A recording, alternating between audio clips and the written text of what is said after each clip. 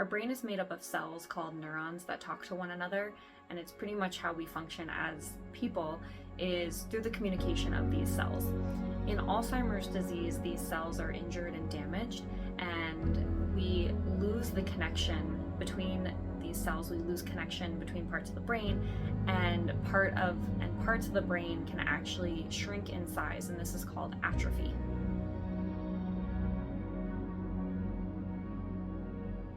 Dementia is a word that describes the symptoms that happen in cognitive decline. So dementia encompasses everything from trouble learning to trouble recalling things.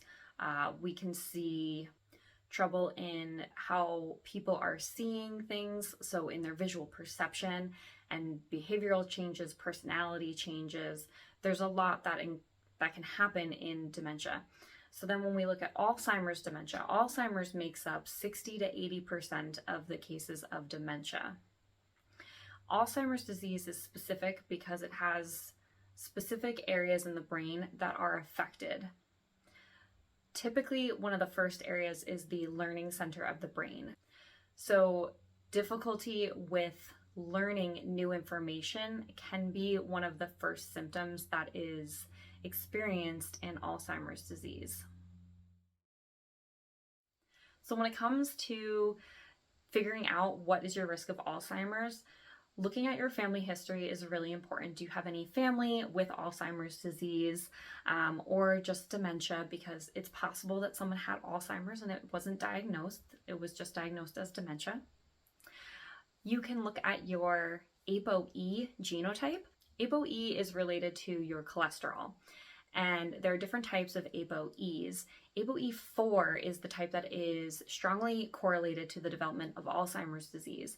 So having a single copy of the ApoE4 gene does increase your risk of developing Alzheimer's by 30%, and having 2 copies of this ApoE gene, remember you have a copy from mom and a copy from dad, so if you have 2 copies, your increased risk is about 50%, which is substantial, but it doesn't necessarily doom you. And now with all of the great tools that we know that we can do to take preventative measures, there's a lot of things that you can do if you do decide to get this tested to prevent the development of Alzheimer's. There are great ways in our diet to reduce the risk of developing Alzheimer's, especially if you do have that genotype. We also know that there are different exercises that can be done that can actually regrow some of that brain tissue. So there's a lot of things that we can do preventatively, but also in that mild cognitive impairment state. So as symptoms are starting before they're too progressed, there are a lot of things that we can do to help possibly pause the progression of that disease and even possibly, hopefully, get a little bit of improvement.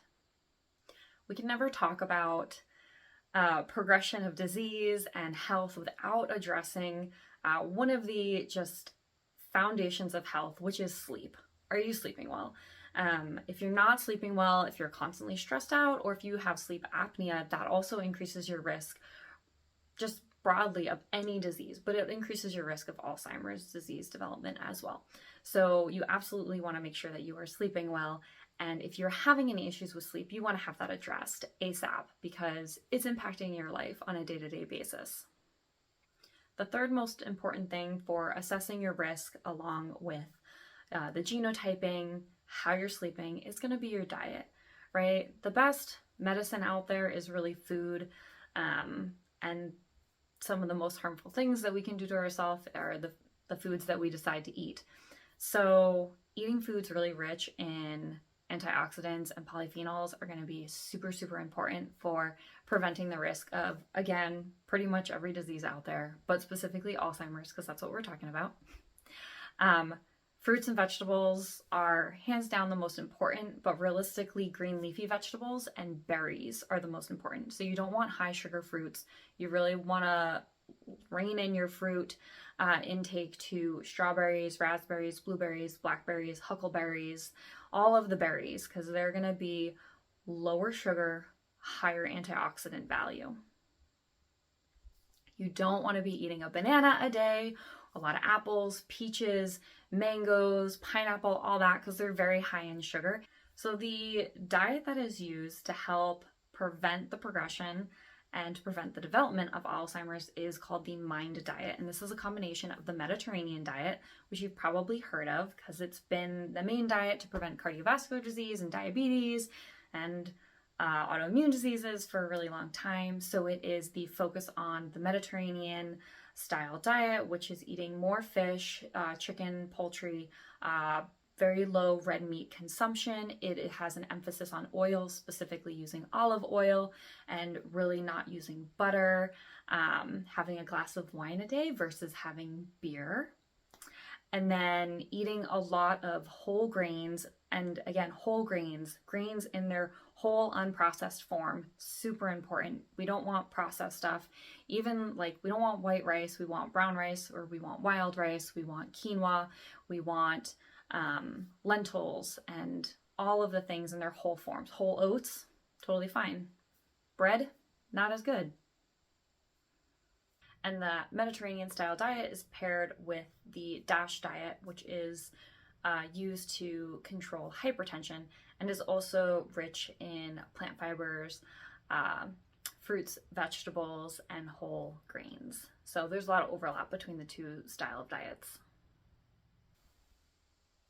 Lastly, I want to cover about what you can do to protect your brain aside from eating good foods and getting enough sleep, managing your stress.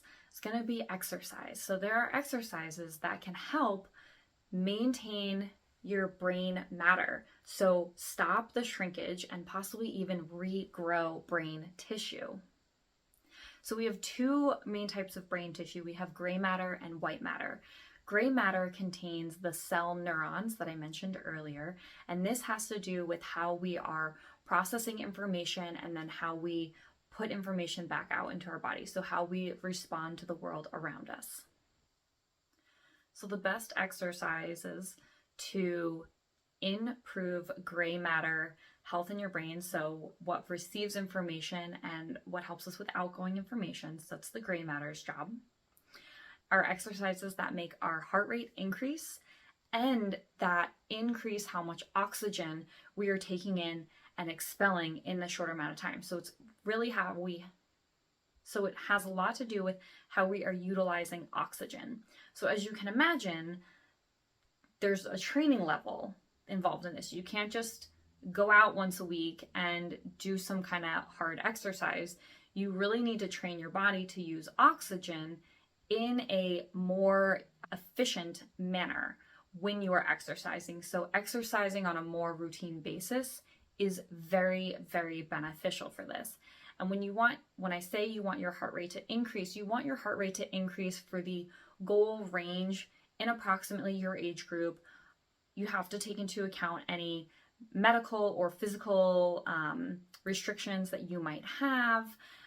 Talk to a doctor, talk to a physical therapist, even a personal trainer. They will be able to help you figure out what your target heart rate is for cardiovascular exercise. The white matter in our brain is what transmits signals within our central nervous system, so brain and spine. This is how all the areas in our nervous system talk to one another. And to increase volume in white matter, we want to walk. So walking has been shown to be super, super beneficial. Walking for 40 minutes, 40 minutes, 3 times a week seems to be the sweet spot. You can walk more than that, do more exercise than that, but that is about the minimum that you need to hit to regrow and increase the volume in white matter in your brain. So a quick recap to understanding your risk of Alzheimer's disease. Know your family history and consider genetic testing for your ApoE type. Get enough sleep, between 6 to 9 hours of sleep a night, and make sure that if you have sleep apnea that you are being treated appropriately. If you are someone who experiences a high amount of stress or anxiety, work towards managing that, whether that means you are focusing on yoga or breathing techniques, some sort of meditation, daily movement, working with a therapist, whatever works for you to best manage that stress. Diet plays a major role in the development of disease, specifically eating a diet rich in sugar and processed foods, as well as alcohol. This increases cellular damage and the risk of disease. So focusing on eating a diet rich in plant foods, specifically richly colored plants, those high in antioxidants and polyphenols, to protect your cells from damage. To improve our brain volume, we're looking at improving the gray matter and the white matter. To improve the gray matter, you want to focus on increasing heart rate and improving your body's usage of oxygen. This you want to do gradually over time, work into it. Examples of exercise include running and cycling. To preserve the white matter of our brain and to increase the volume, we want to walk, specifically 40 minutes of continuous movement at least 3 times per week. 40 minutes of continuous movement is key here. 4 walks at 10 minutes each per day is not sufficient. We want that walking motion to be continuous. And that is how we reduce our risk of Alzheimer's disease. I hope you found this video informative and useful. Thanks for joining, and I hope to see you next time.